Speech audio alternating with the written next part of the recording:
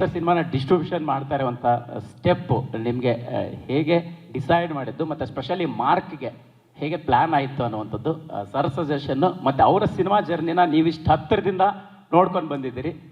ಈಗ ಈ ಸ್ಟೆಪ್ ಬಗ್ಗೆ ಮಾತಾಡೋದು ಮೇಡಮ್. ಯಾಕೆ ಸರ್ ಸರ್ ಏನಾದ್ರು ಬೇಜಾರು? ಅದು ನನಗೊಂದು ಪ್ಲ್ಯಾಟ್ರಲ್ಲಿ ಬಂದಿದೆ. ಆ್ಯಕ್ಚುಲಿ KRG ಸಂಸ್ಥೆಯವರು ನನ್ನನ್ನು ಸೇರಿಸ್ಕೊಂಡಿದ್ದಾರೆ. ಸೊ ಅವ್ರಿಗೆ ನಾನು ಥ್ಯಾಂಕ್ಸ್ ಹೇಳಬೇಕು. ನಾವು ಮ್ಯಾಂಗೋ ಪಚ್ಚ ಮಾಡಿರೋದ್ರಿಂದ we have worked well as a team. So ಅವ್ರು ಬಂದು ಹೇಳಿದ್ರು ಒಟ್ಟಿಗೆ ಮಾಡೋಣ ಡಿಸ್ಟ್ರಿಬ್ಯೂಷನ್ ಅಂತ. ಹಾಗಾಗಿ ನನಗೂ ಕಲಿಯೋಕ್ಕೊಂದು ಅವಕಾಶ ಆಗುತ್ತೆ. ಆಮೇಲೆ ಇಂಥ ದೊಡ್ಡ ಆಪರ್ಚುನಿಟಿ ನನಗೆ ಸಿಕ್ಕಿರೋದ್ರಿಂದ, ಮನೆಯಲ್ಲೇ ಇರೋದ್ರಿಂದ ಸುಲಭ ಆಯಿತು ಅಷ್ಟೆ. ನಮ್ಮನ್ನು ಹೇಗೆ ಕಾಡಬಹುದು ಒಂದು, ಮತ್ತೊಂದು ಸುದೀಪ್ ಸರ್ಗೆ ಎನರ್ಜಿ ಅನ್ನೋದು ಯಾವ ಅಂಗಡಿಯಲ್ಲಿ ಸಿಗುತ್ತೆ ಅಂತ ಹೇಳಿ. ಯಾಕಂತ ಹೇಳಿದ್ರೆ ನಿದ್ದೆ ಮಾಡಲ್ಲ, ಅಲ್ಲಿಂದ ಇಲ್ಲಿಗೆ ಇಲ್ಲಿಂದ ಅಲ್ಲಿಗೆ ಜಂಪ್ ಮಾಡ್ತಾನೆ ಇರ್ತೀರ, ವರ್ಕ್ ಮಾಡ್ತಾನೆ ಇರ್ತೀರಾ. ಆ ಎನರ್ಜಿ ಅನ್ನೋದು ಎಲ್ಲಿ ಸಿಗುತ್ತೆ ಸರ್ ಅಂತ ಹೇಳಿ ಹೇಳಿದ್ರೆ ಏನು ಮಾಡ್ತೀರಿ? ನಾವು ಟ್ರೈ ಮಾಡೋಣ ಅಂತ ಸರ್. ಬನ್ನಿ ಮನೆಗೆ. ಅಲ್ಲಿಂದಲೇ ಸ್ಟಾರ್ಟ್ ಆಗೋದು JP ನಗರದಲ್ಲಿ ಎನರ್ಜಿ. ಆ್ಯಂಡ್ ಸೆಕೆಂಡ್ಲಿ ಏನೇನೋ ಕೇಳಿದ್ರಿ, ಮರ್ತೋಯ್ತು. ಮಾರ್ಕ್ ನಮ್ಮನ್ನ ಹೇಗೆ ಕಾಡಬಹುದು ಅಂತ, ಎಲ್ಲಾ ಸಿನಿಮಾಗಳಿಗೆ ಹೇಗೆ ಭಿನ್ನವಾಗಿ ನಿಲ್ತಾನೆ? ಒಂದು ಸಿನಿಮಾನ ಮಾಡಿದಾಗ ಪ್ರತಿ ಸಲ ವಿಭಿನ್ನವಾಗಿ ಏನೋ ಕೊಡಬೇಕು, ಹೇಳ್ದೇ ಇಲ್ದಿರೋ ಒಂದು ಕತೆ ಹೇಳಬೇಕು, ಯಾರು ನೋಡ್ದೇ ಇಲ್ದಿರೋಂಥ ಒಂದು ಪ್ರಪಂಚ ನೋಡಬೇಕು ಅಂದರೆ ಯಾರೂ ಸಿನಿಮಾ ಮಾಡೋಕ್ಕಾಗಲ್ಲ. Cinema is an entertainment mode. How mark ಹೇಗೆ ಹುಟ್ಕೋತು ಅಂತ ಹೇಳಿಬೇಕಾದ್ರೆ ಹೇಳಬಲ್ಲೆ. ಮಾರ್ಕ್ ಹೇಗೆ ಹುಟ್ಕೋತು ಅಂದರೆ ಮ್ಯಾಕ್ಸ್ ಅನ್ನೋ ಒಂದು ಸಿನಿಮಾ ನಮಗೆ ಇನ್ಸ್ಪೈರ್ ಮಾಡ್ತು ವಾಪಸ್. ಆ್ಯಕ್ಚುಲಿ ಏನೋ ಡಿಸ್ಕಷನ್ ನಾನು ವಿಜಯ್ ಕೂತ್ಕೊಂಡಾಗ ಅವ್ರು ಒಂದು ಕತೆ ಹೇಳ್ತಾರೆ ನನಗೆ.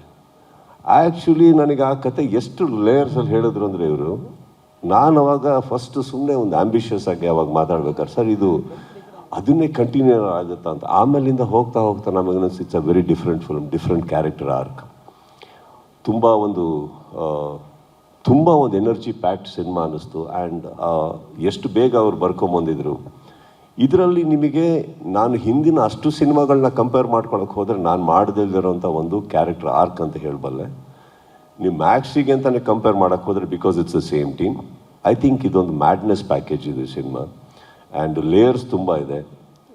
ಹಿಂದಿನ ಸಿನಿಮಾದಲ್ಲಿ ನಾವು ಒಟ್ಟಿಗೆ ಮಾಡಬೇಕಾದ್ರೆ ಇದು ಒಂದು ಲೊಕೇಶನಿಗೆ ಸೀಮಿತವಾಗಿತ್ತು, ಒಂದು ಲೇಯರ್ಗೆ ಸೀಮಿತವಾಗಿತ್ತು.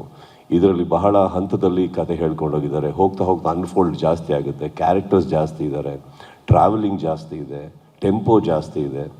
ಆ್ಯಂಡ್ ಮ್ಯಾಕ್ಸಲ್ಲಿ ನಿಮ್ಗೆ ಏನು ಸಿಕ್ತು ಅಂತ ಕೇಳೋಕ್ಕೆ ಹೋದರೆ ನಿಮಗೆ ಸಿಕ್ಕಿದ್ದು ನಿಮ್ಮ ಹೈ ವೋಲ್ಟೇಜ್ ಒಂದು ಎಂಟರ್ಟೈನ್ಮೆಂಟ್, ಕೊನೆ ಫಸ್ಟ್ ರೀಲಿಂದ ಲಾಸ್ಟ್ ರೀಲ್ವರೆಗೂ ಒಂದು ಗ್ರಿಪ್ಪಿಂಗ್ ಆಗಿ ಹಿಡ್ಕೊಂಡು ಕೂತ್ಕೊಳ್ಳೋಂಥ ಒಂದು ಪ್ಲಾಟ್.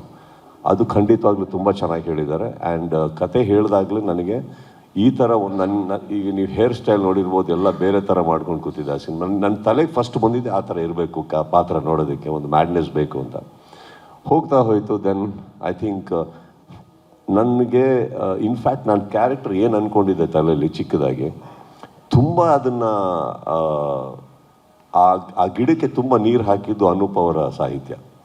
ಯಾವಾಗ ಅವರು ಒಂದು ಸೈಕೋ ಸೈತಾನ್ ಮೆಂಟಲ್ ಅಂತೆಲ್ಲ ಬರೆದಾಕೋದು ನನಗೆ ತುಂಬ ಕುತ್ಕೊಂಡ್ಬಿಡ್ತು ಕ್ಯಾರೆಕ್ಟರ್ ಒಳಗಡೆ. ತುಂಬ ಅದ್ಭುತವಾಗಿ ಬರೆದಿದ್ದಾರೆ ಇವರು ಅಂತ. I think it's probably because ನಮಗೂ ಪ್ರಿಪರೇಷನಿಗೆ ಭಾಳ ಶಾರ್ಟ್ ಟೈಮ್ ಇರೋದ್ರಿಂದ ಐ ಥಿಂಕ್ ಎವ್ರಿ ಬಡಿ added on and that's how the character came up. And ಸಿನಿಮಾದಲ್ಲಿ ಆ್ಯಕ್ಚುಲಿ ವಿಜಯ್ ಹಾಗೂ ಮಿಕ್ಕಿದ ಎಲ್ಲರ ಕೆಲಸನ ಇನ್ನೂ ಮ್ಯಾಕ್ಸ್ಗಿನ್ನ 10 ಪಟ್ಟು ಜಾಸ್ತಿ ನೋಡ್ತೀರ ಅಂದರೆ ತಪ್ಪಾಗಲ್ಲ. ಮೇಡಮ್, ನಿಮಗೆ ಎಲ್ಲ ಹೆಂಡತಿಯರ ಒಂದು ಇರುತ್ತೆ, ಏನಪ್ಪ ಅಂದರೆ ಗಂಡ ಕರೆಕ್ಟಾಗಿ ಟೈಮ್ ಕೊಡಲಿಲ್ಲ ಮನೇಲಿ ಅಂತಂದಾಗ ಒಂದು ಇರುತ್ತೆ, ಯಾಕೆ ಕೊಡ್ತಿಲ್ಲ ನೀನು ಇರಬೇಕು ಅಂತೇಳಿ. ನಿಮಗೆ 100% ಆ ಒಂದು ಬೇಸರ ಇದ್ದಿರಬಹುದು ನನಗೆ ಅನಿಸುತ್ತೆ ಸರ್, ಇಷ್ಟು ಬ್ಯುಸಿ ಇರೋದ್ರಿಂದ. ಹೇಗೆ ಮ್ಯಾನೇಜ್ ಮಾಡ್ತೀರಾ ಅಂತ ಹೇಳಿ, ಟೈಮ್ಗೋಸ್ಕರ ಅವ್ರನ್ನ ಹೇಗೆ ಕೇಳ್ತೀರಾ ಟೈಮ್ ಕೊಡಿ ಅಂತ? ಸಿನಿಮಾ ಮಾಡಿದ್ರೆ ಹಿಂಗೆ ಇಡ್ತೀರಾ, ಮನೇಲಿದ್ರೆ ಕೆಲಸ ಮಾಡಲ್ಲ ಅಂತ ಇಡ್ತೀರಾ, ಏನಾರು ನೀವು ಸರ್ ಹೆಂಡತಿಗೆ ಕೊರಗಿದ್ದೇ ಇರುತ್ತಲ್ಲ ಸರ್. ಅದು ರೂಢಿಯಾಗಿಬಿಟ್ಟಿದೆ, ಈಗ ನಾನೇ ಸೇರ್ಕೊಂಡ್ಬಿಟ್ಟಿದ್ದೀನಿ, ಅದೇ ಬೆಸ್ಟ್. ಸುದೀಪ್ ಸರ್, ಒಂದು ಕನ್ಸರ್ನಿಂದ ಕೇಳ್ತಿರೋದು, ಕಾಲಿಗೆ ಏನಾಗಿದೆ ಅಂತ. ಅಲ್ಲಲ್ಲೇ ಬ್ಯಾಡದಿ ಜಾಗದಲ್ಲೆಲ್ಲ ತೊಗೊಂಡೋಗಿ ಇಡ್ತಾ ಇರ್ತೀವಲ್ಲ ಅಮ್ಮ, ಯಾವುದೊಂದು ಏಟಾಗಿದೆ.